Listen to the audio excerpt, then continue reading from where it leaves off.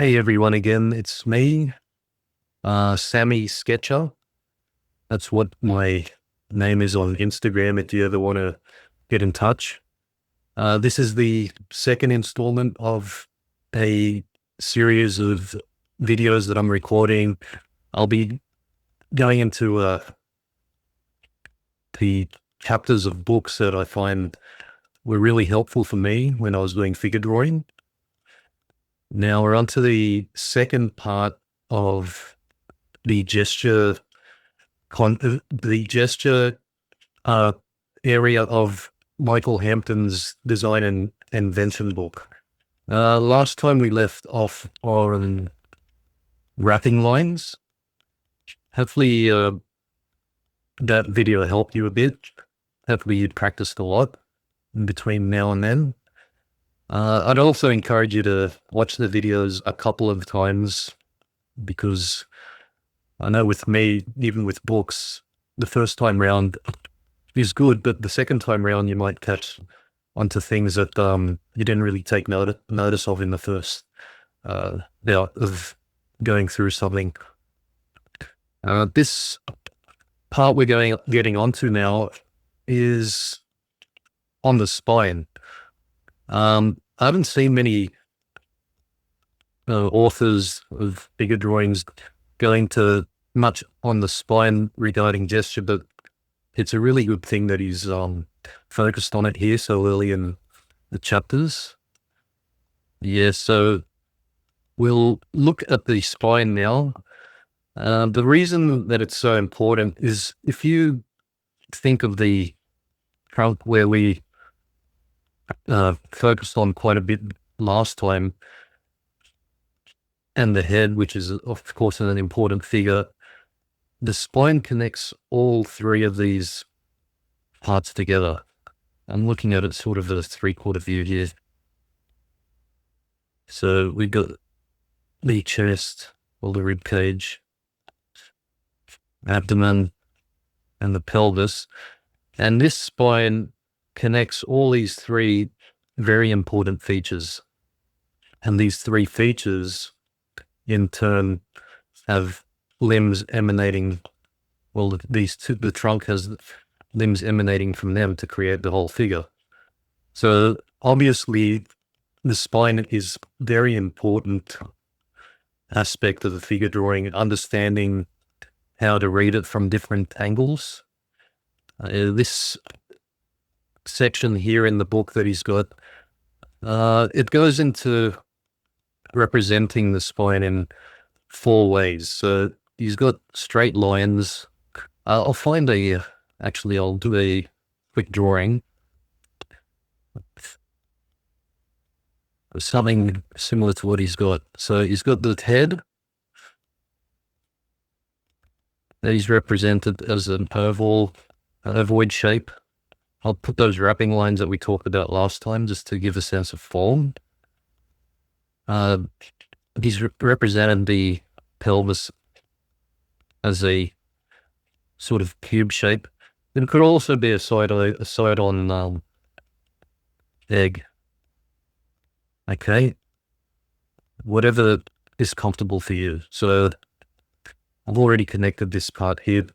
The spine is made up of this cervical spine. There's 7 bones there, I think. You've got the thoracic spine that attaches to the rib cage, and there are 12 bones there. And then you've got, this is the sacrum, which is a little triangular back part of the pelvis, and the thickest spine bones sit on that. So I'll give it a sense of form there. And that's the lumbar spine. I think there might be 4 bones there. And they get thin to thicker. Bad lines there, but thick and thinner, and then the thinnest at the top. And I think that's the atlas where the head sits on. So if you look at this, the spine isn't just some straight stick. It's got rhythm of its own. So if we look at the rhythm of the spine here, it goes from that into there, into there. And then the sacrum is shaped like that. So he goes into representing the spine with straight lines, just to simplify it. So this is really ugly, this. I'll do it again.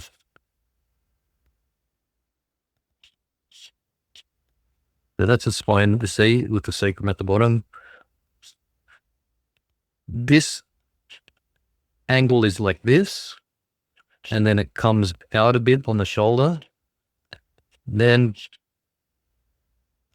down the thoracic spine and into the lumbar spine. And you've got the sacrum down there. So that's how he represents that, like that. And then he's got the flowing line. And then he's showing us the form of the spine. So as like a bunch of tubes. And this is a really good exercise to try and do when you're sick of doing so many figure drawings and you just want to simplify and relax a little bit. Just try and look at the spine from different angles and try to look through the skin, through the muscle, and try and have an X-ray vision of the spine. See how it curves and gets into that sacrum. I've got some examples of classical drawings we can analyze. I'll just find my folder. I was a bit more prepared this time, thankfully. So we've got, yeah, here we go. A representation of the spine. I'll just move this around so you can see it a bit bigger.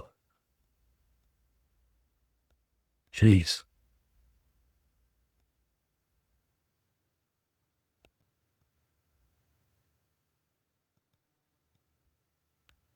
Okay, so this is sort of similar to the example I've been drawing. I'll erase that. Let's go through from the beginning of finding what we did last time in the last video. Just look for the trunk, the rhythm of the trunk.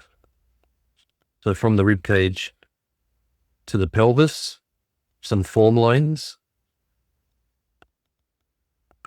The back is sort of, that rib cage is sort of leaning back. I'm going to only focus on the spine here, so not so much. I'm going to get into the limbs on this example.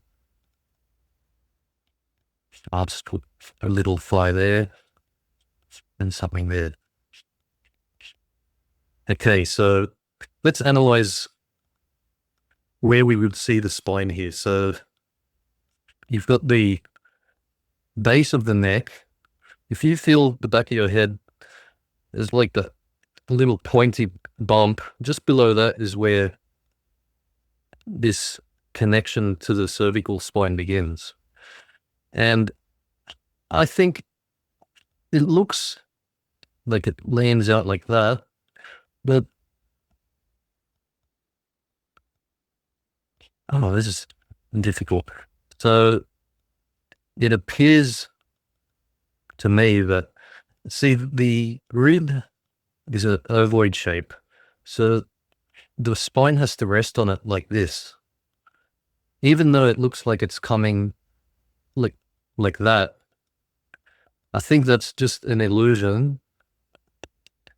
What it's actually doing is, hang on, it might be going like this. And then it bends in to that back part of the lower part of the rib. And then you've got the lumbar spine, and where the beginning of the butt begins, you've got the sacrum just above that. So that's how I interpret it. You might interpret it differently. I'll try it again. I'll try it the other way, where we'll see if the other way looks better, because I'm not sure about that, the back of the rib there, where you've got the head up here. I don't know if it's going like, it can't be going like that. I think it was right. So let's leave it as that. But let's go through another example.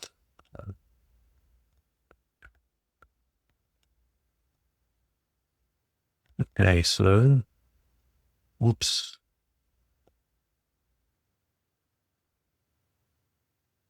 Just bear with me here.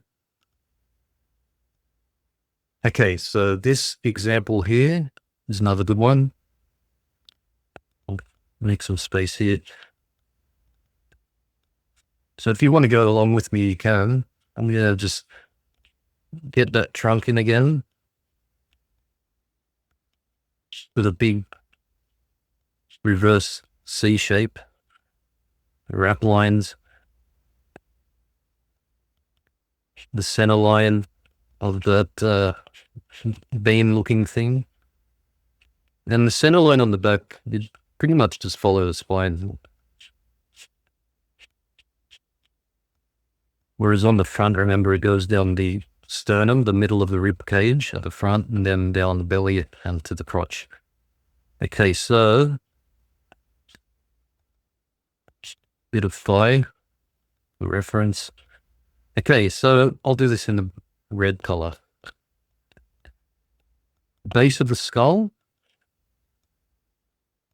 that's your C7.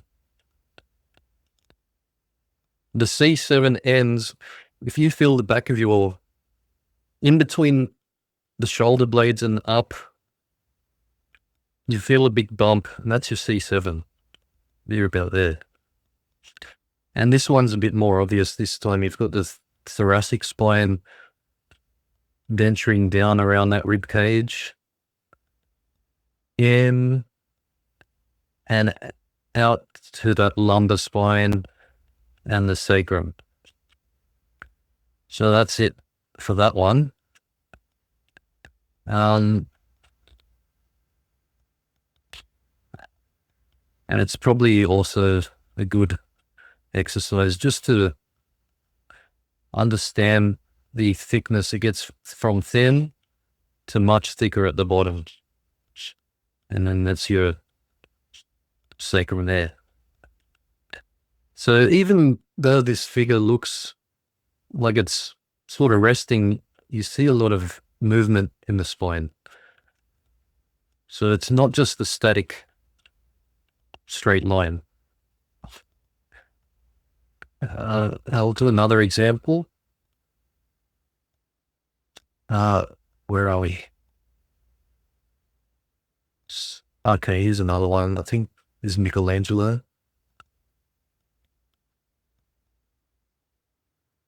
Hopefully you can see that pretty well. You should be able to. Yeah, that's better.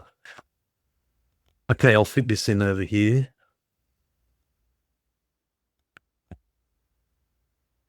Like a bit of space. Okay, so I'm going to use kind of figure eight to, and you know what? Another exercise, a million exercises. You can try and just, I'm not even looking at the iPad. I'm just doing what I feel the rhythm is of that trunk from the rib to the pelvis. Oh, sheesh. That's a bit too. Yeah, that's better. Okay. So, I'll throw in some rhythm lines. It's going from there, and then it goes up, connects to the abdomen, which goes straight to the thigh.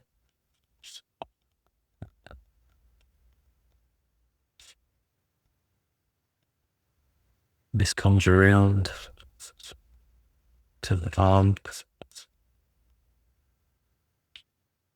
There's a lat.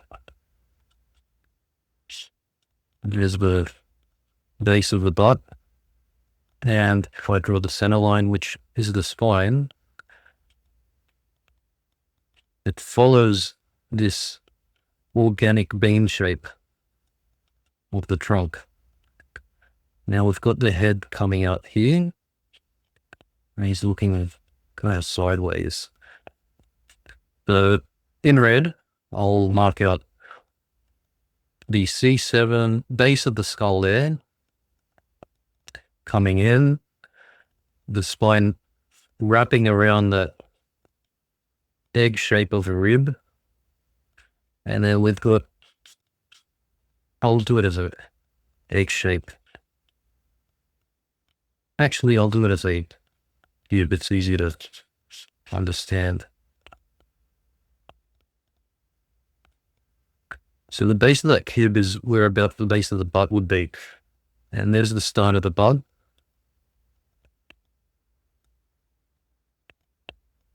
I think the lumbar spine goes there. The rib is a bit smaller. And this is how I perceive this spine here. So you've got the shape again, the C7, thoracic, lumbar to the sacrum.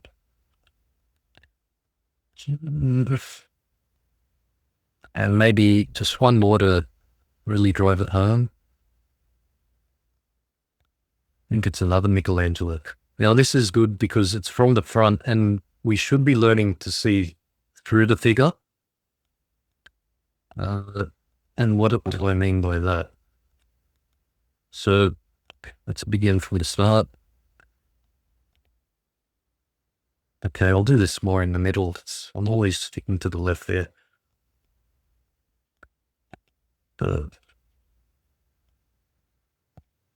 That's the trunk, center line, rhythms. We're doing that to the front of the back of the butt. And I'll just represent that whole section like that. Bang. Another rhythm there. Getting carried away here, but rhythm is everything. Just to practice. I guess this is practice. All right, that's a wrapping line. And I'm also, with that wrapping line, I'm representing the top of the pelvis, and I'm representing the rib cage with these wrapping lines. Got the arm coming out here.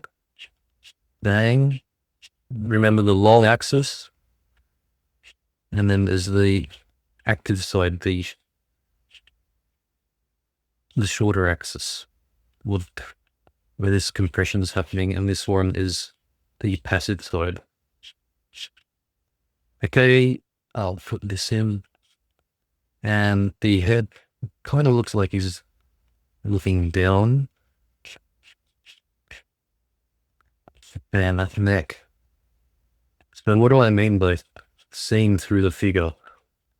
If I look past this rib cage, I'll do it in green. Oh no, that's not such a good thing. Work with that for a bit. Oh, red. But if you get into the habit of finding these structures underneath what you see underneath the skin. So I've got the rib cage, the sternum, which is the center of that hard bit where all your ribs connect in the front, down the front, where the collar would, a tie would fit. That's your rib cage. Now, if I follow the rhythm around, so this is the front of the rib cage, and if I follow the egg shape around, then you find the spine. and it would be coming up. And if I look through, if I see through this head, the base of the skull would be about there. So the cervical would be going into the thoracic of the rib, and it would, where's the sacrum would be about here if I'm traveling around this pelvis and finding the back. Now, he's really sort of hunching over, so I could draw the lumbar spine like that. So if you represented this, and I'm seeing through, if I had X-ray vision, I'd be seeing this kind of form.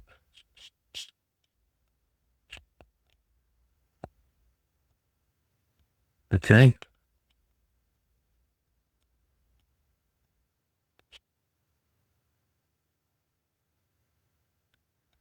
And I think, just testing myself now, I'm sitting upright. If this figure sat a bit more upright and less hunched over, I think his lumbar spine would come back around like that, and his pelvis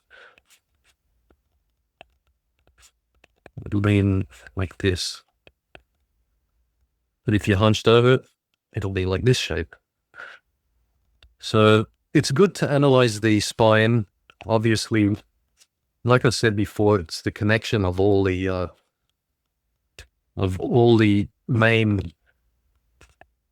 the main part of the figure, which is the trunk and the head, and then limbs coming out from the trunk. We've got him showing us, we got a bit of ahead of ourselves. He's showing us the front of a front 3/4 view and how to look through the figure to find the spine. So I'll do his little example here, just very quickly, and we'll move on.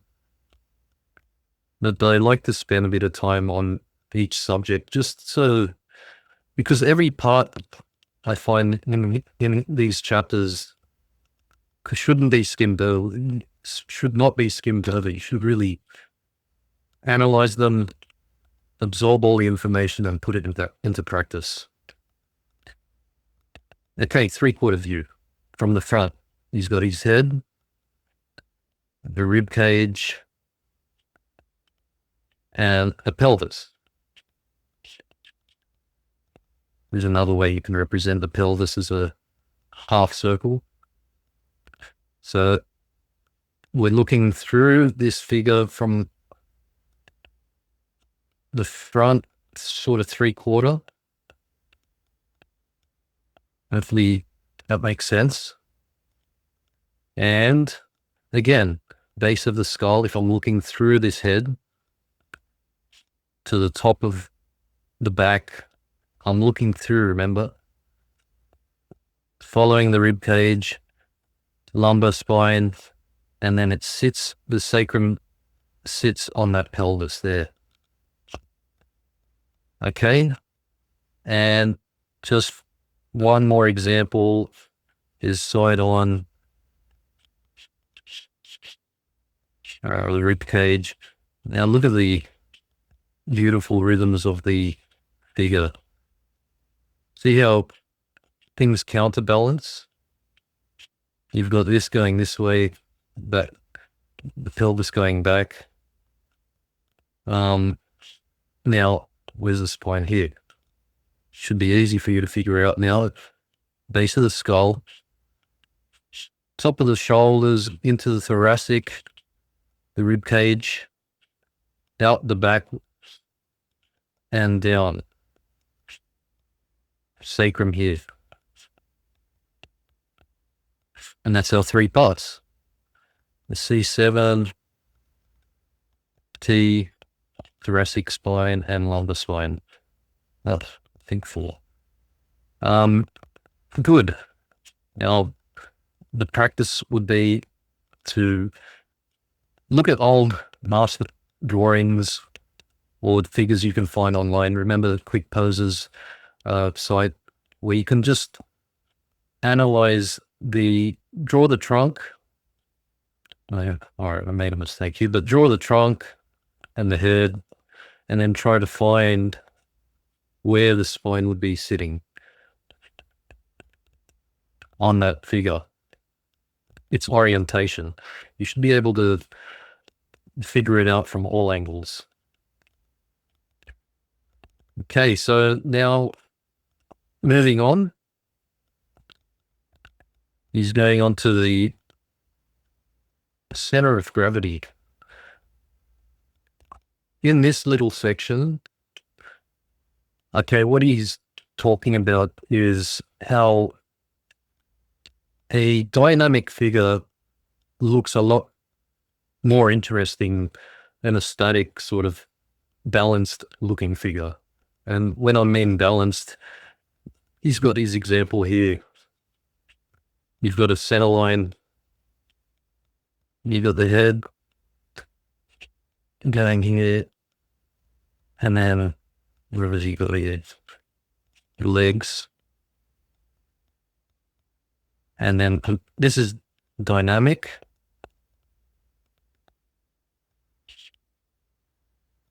And even more dynamic.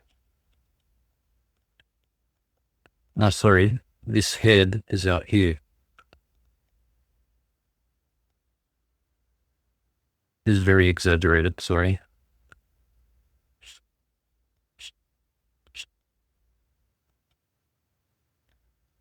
So the center line, this leg is coming out from that center line, and the head is going on the other side to balance it out. This one is dynamic, kind of dynamic, but not as dynamic as this example here. And then balanced is where you've got the head, rib cage, and pelvis all just sitting on that center line. And, you know, it's, for me, and I think for most people, this is much more interesting than these. And that's why it's a good idea to learn how to exaggerate the figure. And maybe we'll get into that a bit later on in this lesson. But let's find some examples of dynamicism, if that's a word. Okay, yeah. It's a bit small, this image. Oh, cool. So let's have a look at the center line here. Got the head coming off the center, rib counterbalancing that head.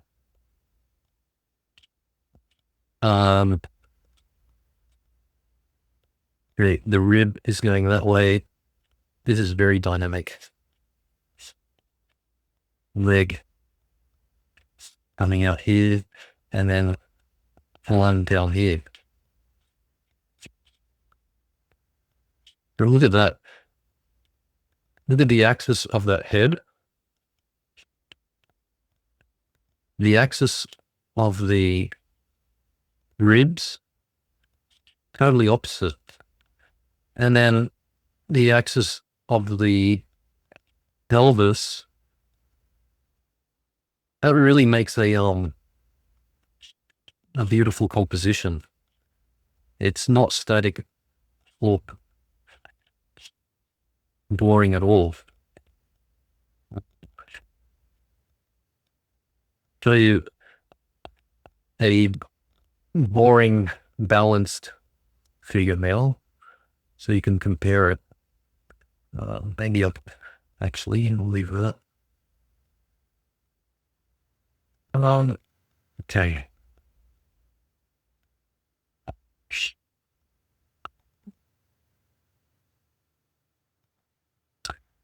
Okay, so a lot of ancient Egyptian sculpture, you see You see how balanced and symmetrical things are?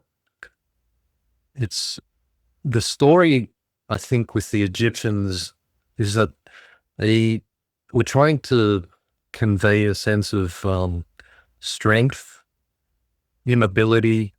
So maybe what's a word that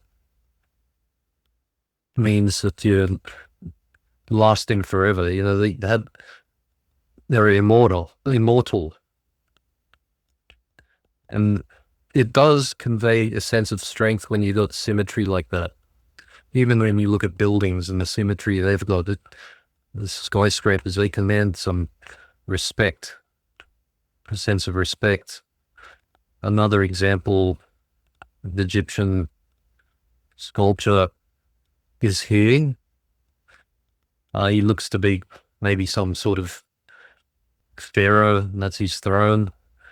But you see that there's nothing dynamic about it at all when you're looking at it from front on.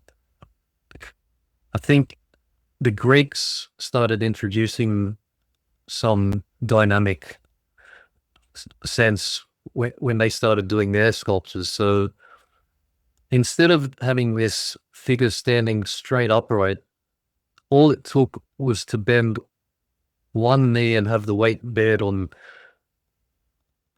the opposite leg to give it a sense of rhythm and dynamicism. I'll draw that one quickly now just to show you. So, single line, wrapping lines. Now the weight is all on the left leg, his right. So here's like a little sort of rule or something just to keep in memory. When the weight is on one leg, like that, then the pelvis will go up higher on that weight-bearing leg, and this part of the pelvis will be lower. Can you see you can see on this sculpture, there's like these two lines that wrap around the pelvis. That's where the obliques sit. There's these two abdominal side muscles, and then you've got the bone, and I'm really digging into there now to make the point of the pelvis. Now, again, this is the weight-bearing leg, and the pelvis, therefore, is higher on that side.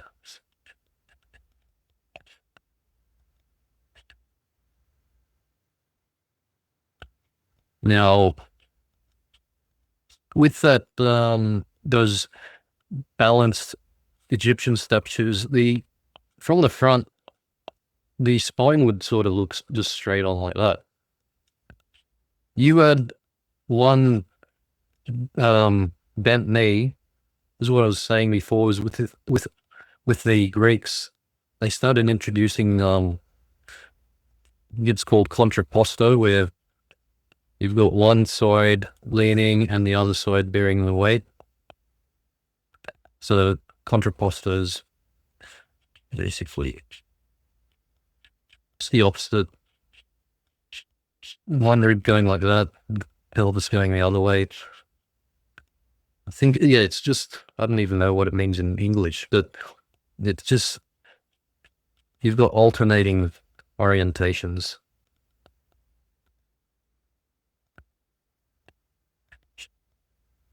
Okay, and where would we find the spine here? Just, you get on that old subject and be like that.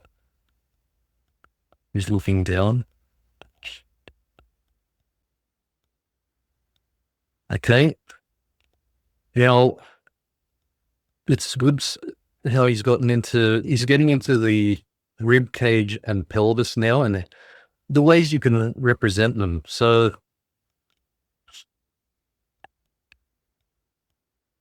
find something here, not a dynamic pose. And what we'll do is we'll analyze these to see how we can find shapes of the rib cage and the pelvis under all that skin.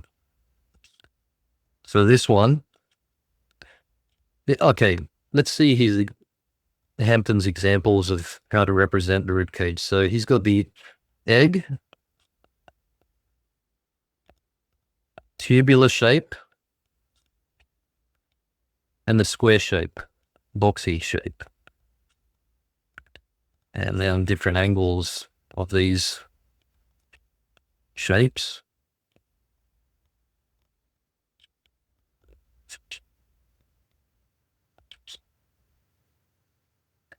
And the back of the rib cage. So the front rib cage, these ribs are actually a bit higher. The back of the rib cage, the last ribs sit lower.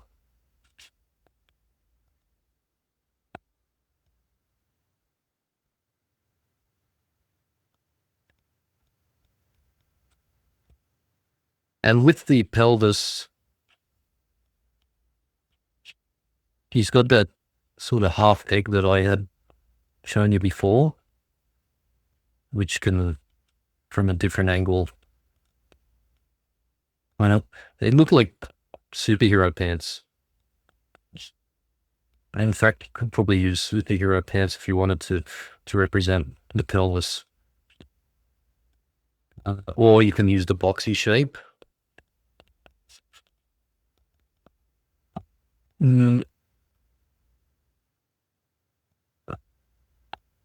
Okay, the boxy shape.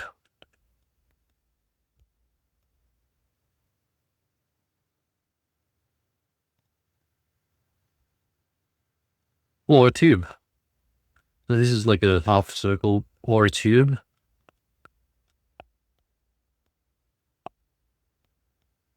Or just simply a side-on egg.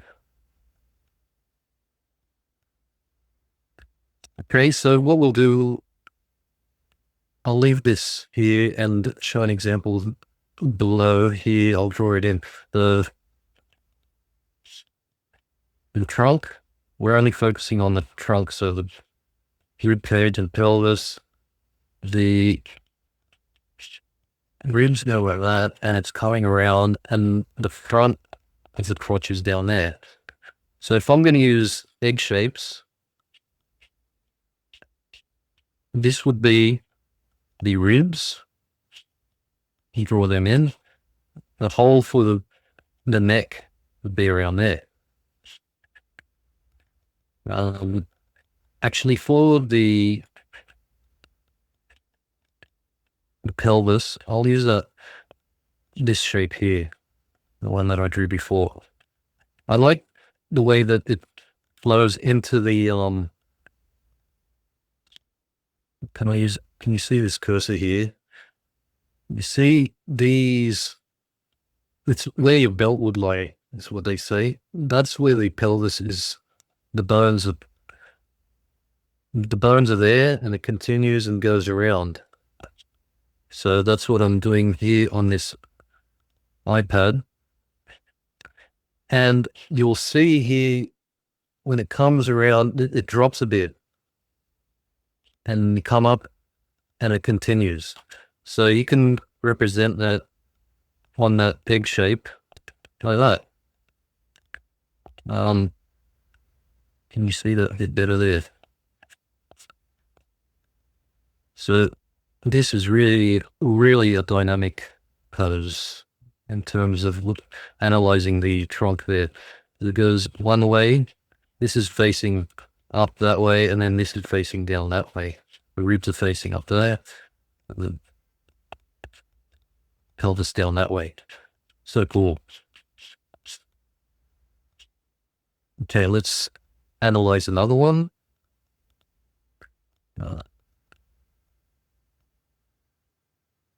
Okay, this is a good one. I think this is contorno. Let's try squares. So I'm going to focus on the guy at the front leaning on his mate's leg.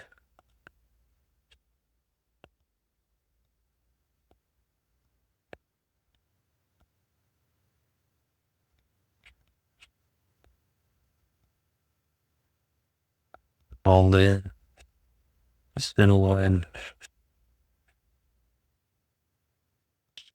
This leg.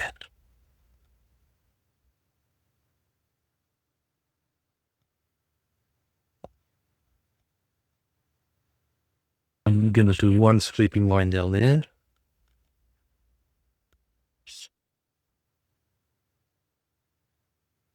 And he's leaning here. And his head is like this. So you can practice which shapes you prefer to use for representing the rib cage and the pelvis. For me, I like to use the oval for the rib cage, and for the pelvis, I like that sort of half egg shape. But also try the boxy shape. I think the boxy shape is better for letting you see the orientation of the axis of the rib or the pelvis. So if I represent the rib cage with a square there and the pelvis, okay, look for that belt line. Remember that over here. If you look at the cursor on the image, remember that belt line. It will follow the rhythm. So if I was to represent it here, outside the figure, there, look at that. Now, where it dips down to become like that, you could represent, that could be the edges of your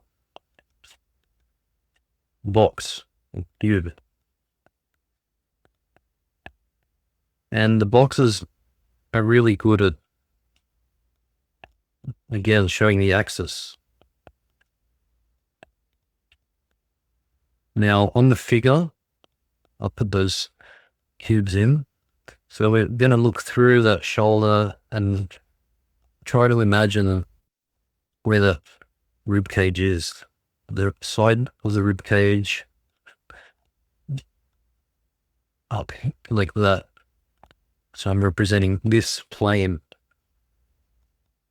Remember, this is the front plane of the ribs. And then we go down here. Can't really see the other side of that length of the pelvis. And the pelvis is a very small sort of shoebox shape. And just to add on, they connect. So connect them. So from the rib to the point there. And you see he's got some chunk there. And yeah, that's a good exercise to do. Just shapes. You could just draw shapes off the top of your head. I'll do a square like here, maybe. And connect that box to that box, the back to the back. You see how you can sort of start to invent figures like this? We'll do another one. More of an angle. And see.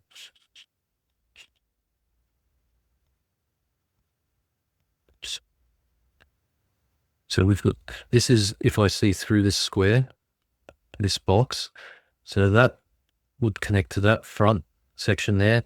That would connect to the back section there. Front. And you notice I'm not connecting them. Okay, I'll show you what I mean.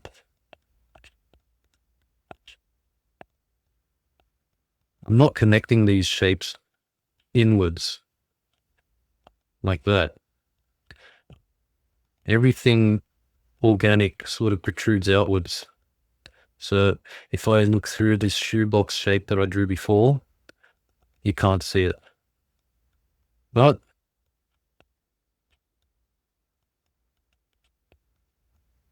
this is how you'd represent this.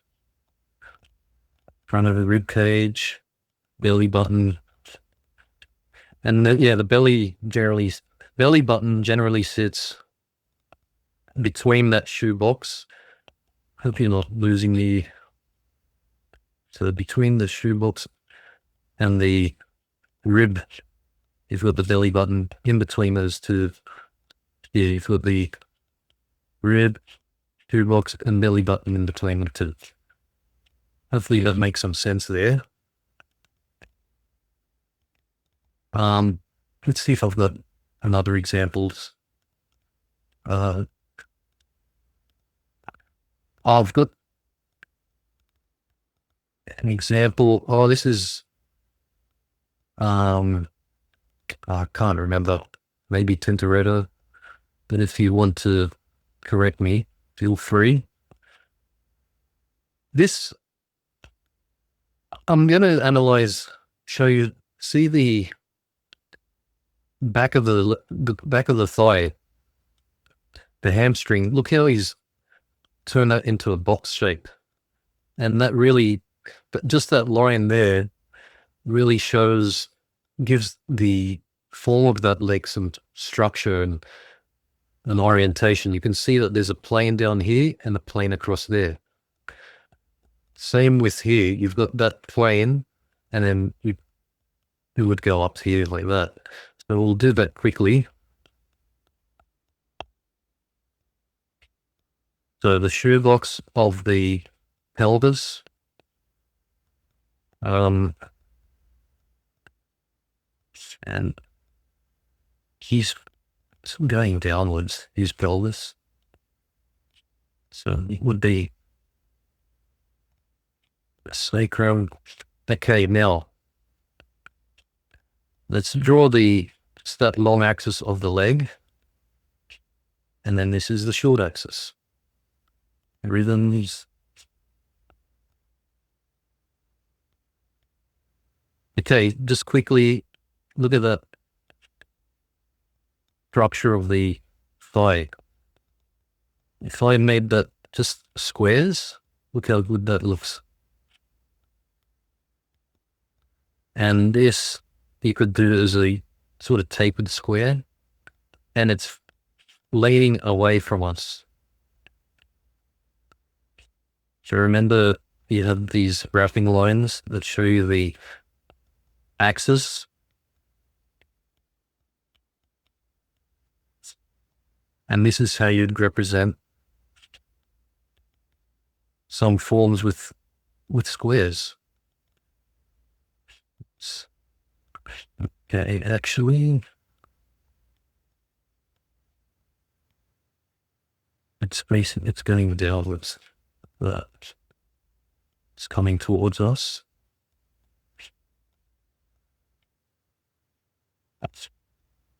And the legs coming back there.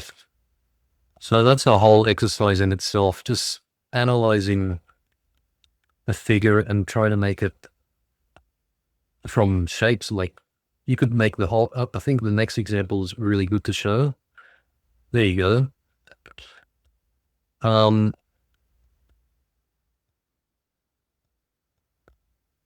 This is another Renaissance, I think, a painter that would represent everything as cubes. So you can see that in a really obvious manner. Like these heads are tapered from the top down, like he represents it as a thinning sort of shape, a shape that tapers closer when it gets down. The arms, that whole, see this rib cage here on the pelvis? You've got your three sections.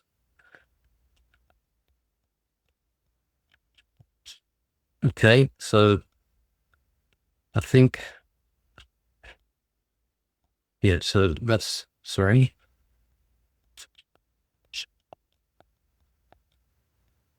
He represents the pelvis, that bottom third. The top third is probably the rib cage. And the mid third is where they connect, where you'd have your belly button. Now, when you're using cubes and squares, boxes, you can really see the plane changes so obviously. So you see the lighted up bicep, and it goes down into the tricep, which is all dark. Same here. This bicep area is all in white, and when it changes hard into the other plane, it's dark, and it continues all the way down there. That's really cool to see. So the light would be coming from up around here, and everything away from the light, the planes going away from the light, are all in shadow.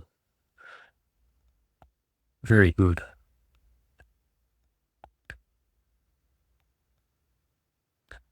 Oh, here we go. Another Luca Cangiaggio, I think, is what it says. But geez, those are really good examples of cubes. This area here, his pelvis, could be that half egg shape that I'd been using. And he really pushes this form here into a cube, maybe just to show that it's a strong shoulder joint, and he's emphasizing that. The knee, small box shape there.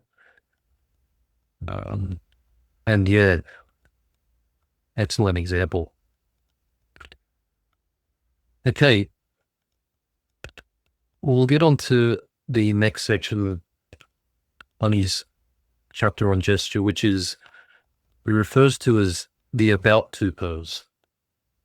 And this sort of gets back onto his topic about dynamic poses versus just balanced symmetrical poses.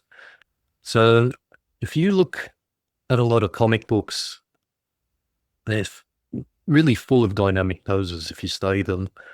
And the reason it's full of that is because it's a lot more interesting to look at, and they're not called action comics for no reason.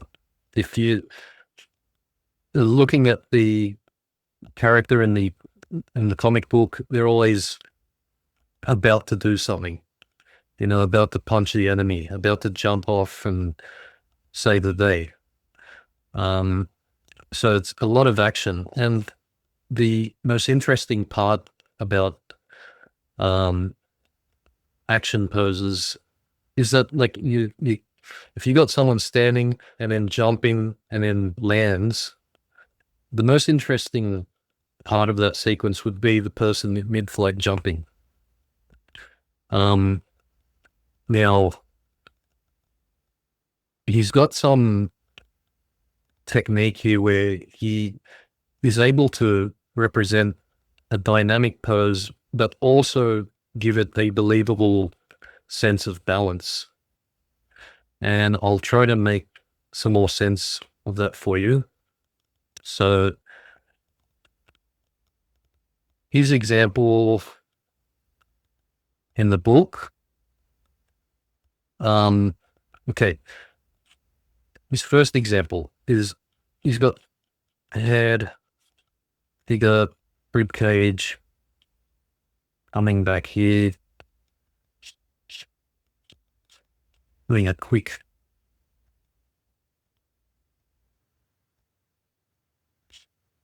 example here for you.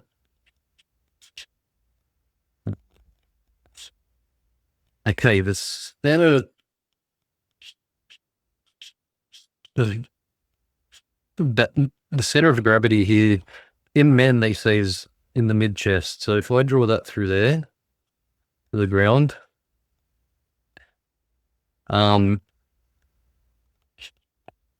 You've got this place where things should balance out on each side, and they seemingly are. Now, he's got some idea where if you draw a triangle from the 2 feet, the feet are important because that's what connects us to the ground, give us balance, to the crotch. You've got a triangle that represents it's like a balance that like the pyramids. You've got balance like that. So if you've got the figure sitting like that, then supposedly there should be some balance. It appears to be balanced. Now, the other example he's got is head, change the color.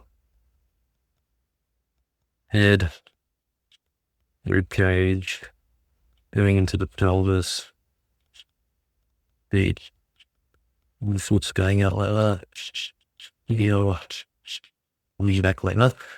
So through the rib cage to the ground. Now look at this, the triangle.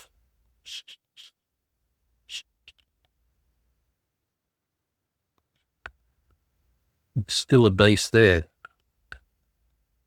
And that's supposed to show some sort of, well, it's got some balance. You can see it if you're looking at it.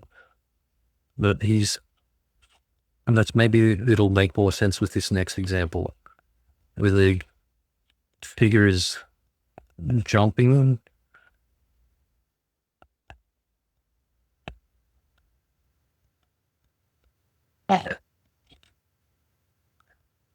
Look, 1 foot up there, and the other foot is what contact with the ground, and a line through the ribs. Now, you've got the base of the feet, and then that triangle, which demonstrates a sense of balance.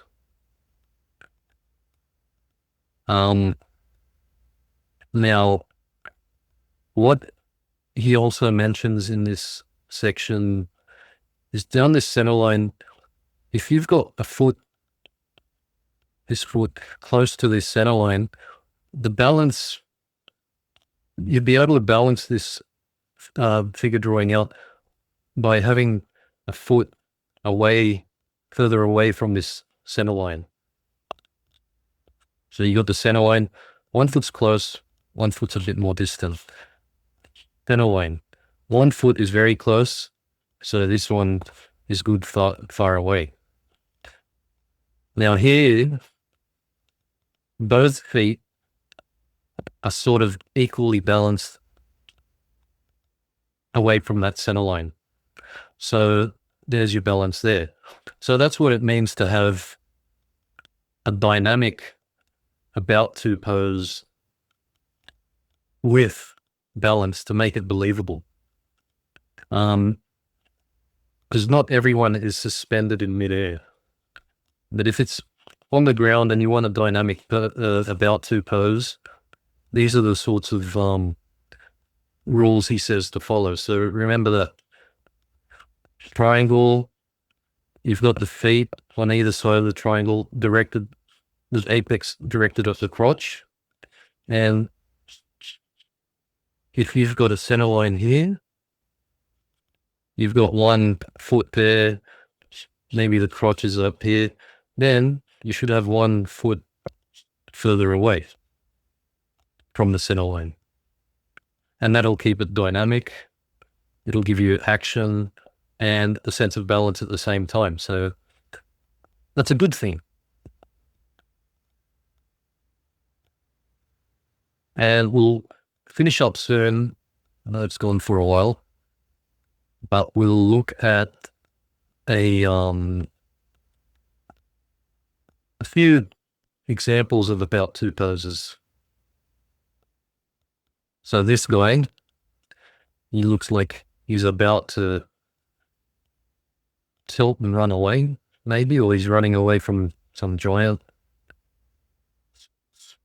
Okay, so let's go through this whole thing, the rhythm down there. Bang, bang. Look at that rhythm down the leg. How good is that?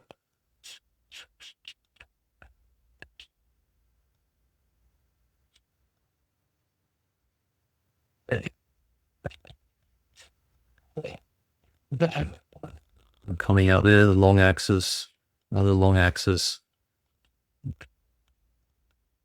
the active side, and the head. Okay, so where's the center line here? Down through the middle here, middle of the rib cage, or even move it over there a bit. Where's his crotch?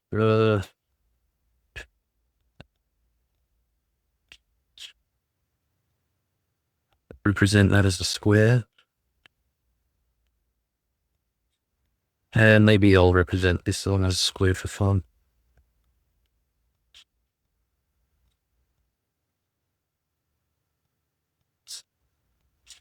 Okay, next. Now, 1 foot here, crotch is here, we're drawing the triangle. So, according to Michael Hampton, you've got the 1 foot close to the center line, the other foot away from the center line, and there's your balance there. So if that foot was, let's see what it would look like. If I drew the foot, or his leg close to this center line,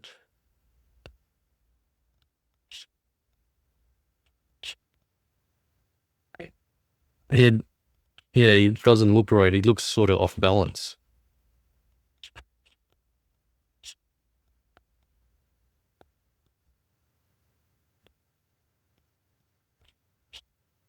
Yeah, that doesn't look right at all, does it? So remember that triangle and having 1 foot away from that center line. I think I remember why the triangle now. So if you were stuck drawing figures, then you can just draw a triangle and then go over the top and let's make up a pelvis here. And let's draw sort of foreshortened leg here.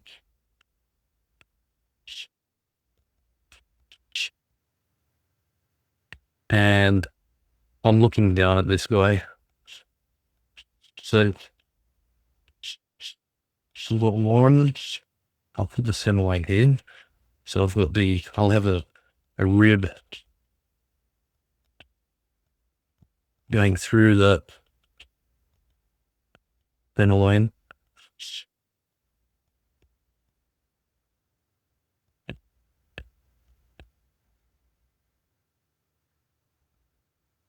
And maybe the head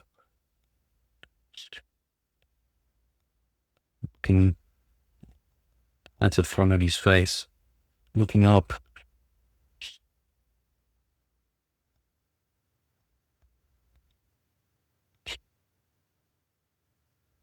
You don't know what he's doing, but yeah, this feels like there is some balance.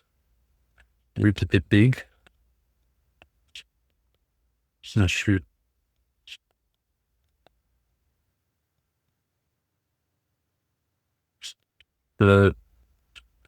Yeah, you can put it into practice like that. Now, that's what the triangle's there for, I guess. Just to sort of play around and make up your own poses. Okay.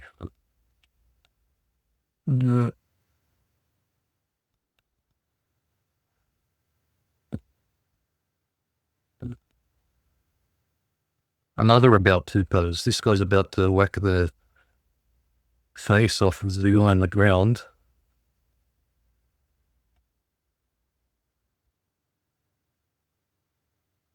So again, ribs to trunk, and a line.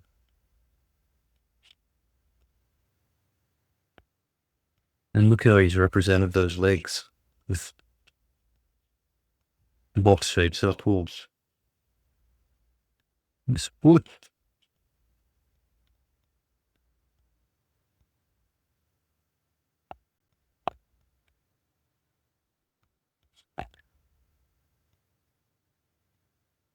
He's really pushing that gesture, isn't he? Look at that rib cage leaning towards us. His head, and then I'll do the long axis of his arm, the active side, and he's got the sword. But if you go through the ribs, one leg here, balance. And you've got also, I forgot to drill this in, is you've got the rib cage sitting here, and then pelvis off balance, off the center line. So it's always good to have one of the, maybe the pelvis or the head off the center line. But that head, if he was sort of screaming,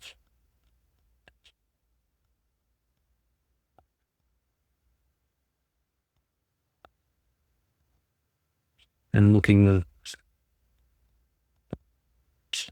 that way, that could also work. Because, yeah, it's a bit more dynamic there, because actually, this one is very, it's a bit following a better rhythm. Mine is going like more of an S curve. Okay. And I'll go through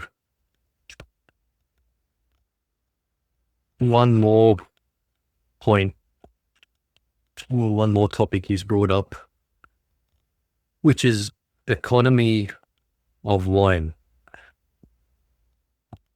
We're moving a bit advanced now, but it's important for you to know. So we don't only balance a figure with where the ribs and the feet and the things of different limbs are, but the other dimension that comes in is the weight of your line when you're drawing. So if you've got a charcoal and you've got the very soft edge like that, and then you've got a hard edge like that, those can help you create your story with the figure. So generally, okay, so you've got a sphere here,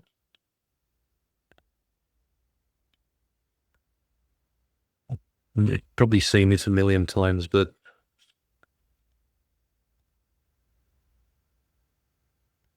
this line here is hard, and it's telling you that there's an abrupt change from light to dark. Now, if you've got a sphere here, because of the curve of the sphere, the change is not so abrupt like you see here on the ground. You've got a smooth transition. from light to dark. Okay. Now, how does it play into figure drawing? The way it does is your body is made up of muscle, bone, muscle and fat. Actually, I'll continue with this. So, say you've got your head looking down and you've got light coming here. You've got a shadow coming from the head onto your chest or upper shoulders. And that's an abrupt change. So from light to dark. Now here, this rib cage is sort of like the sphere in that the plane changes gradually. So you're not going to do a hard change like that. You make it gradual. So be aware of the gradient you make or the line that you use when you're doing figure drawing. It might be hard to remember, but you practice enough times and it'll just become second nature.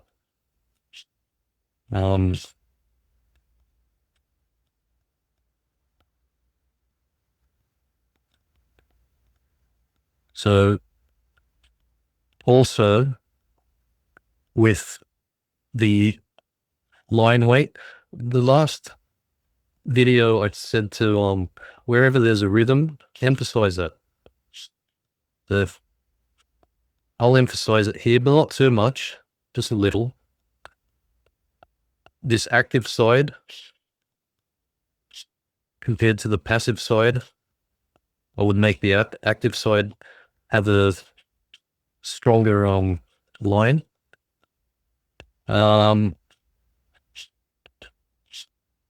What else? You've got this egg shape of a deltoid here, and that's another example of a gradual change you would make down. So that deltoid shaped like an egg, and it's going away from the light down the bottom. So you do that gradually. You don't put just a hard line like that. Okay, yeah, so another example would be, I'll use this example of, on the screen here, this guy's right leg. So the thigh, and then his calf down here. Now my point is, wherever there's bone, so this knee, emphasize that joint with a sharp turn. This part of the knee has a bit more fat.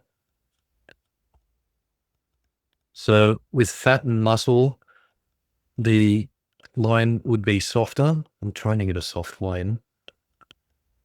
With edges like joints like the knee or even, let's see. Oh yeah, look at that. His elbow up here. So if you've got his arm there, I'm long axis, whoops.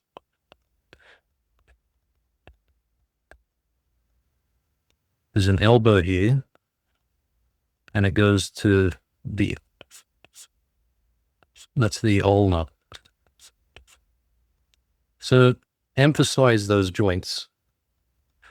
Even when we were looking at the pelvis, that's bone. So wherever you find bone and skin with hardly any fat in between or muscle, really emphasize it. That's that pelvis there. And if it's fatty, like the buttocks, is generally softer, so represent it with a softer line.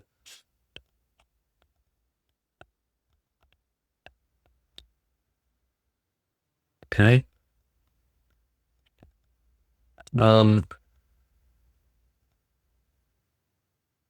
Now we're nearly finished. Actually, we pretty much are. I just want to make some final points about we can't deviate from the idea of the figure drawing being a way to tell a story. And so remember, before you do your figure drawing, remember you've got to convey a story about, and the story is about the person, their attitude, what they're about to do, things like that. The way you convey the story is through rhythm and flow. So, it's like music. You've got the verse going into the chorus, and within that song, there's a story. And this is the same thing with figure drawing. You're telling a story. You're going from one rhythm into another, creating a flow. And the way you do that, remember again, simply is with these C, S curves, and you can use these. Remember, we said I as well, and use those eyes on the joints where bones, like the elbows, you can use it on the knee. So rhythm and flow, remember that. And talking about rhythm and flow, you can make up rhythms and flows just referencing the figure. We're not going to look and copy the figure exactly. We're not going to measure the figure. Do what looks right to you. If you measure constantly, you're going to lose a flow and the figure will just look static. So remember, don't measure, just do what looks and feels right to you. Don't focus on contours so much, or a likeness. So look at this figure. What's the story here? I don't know, she's getting a helmet, maybe going to go to war. And she looks pretty confident about that. And she's in a rush. That's the story I've got. So you've got rhythms to represent this story. Flow, rhythms. What you don't want, and grace. She's graceful. It looks graceful. What you don't want is to try and focus on contours and measuring. Look, I'm going around the head, the breast. How many heads high? 1, 2, 3, 4. 1, 2, 3, 4 to the crotch. That this, maybe it's a style that you could work on, but it's not as effective in telling the story with the rhythmic flowing lines. So that's all I wanted to close up on. Just not forgetting that you're telling stories, and then you're not copying. That's another discipline in itself. If you wanted to take that avenue, it's up to you. But for me, I prefer to tell stories, or look and analyze and create my own interpretations. So yeah, next time we'll continue with just one more shorter video, I promise. And it'll be on foreshortening. And then we'll get on to another topic. So for today, takeaway from this, everything that you could and put it into practice. That's the main thing. You can look at these videos, which is good, but you should be spending a lot more time putting it into practice and just playing around. Have fun. So with that, I'll catch you next time. Take care.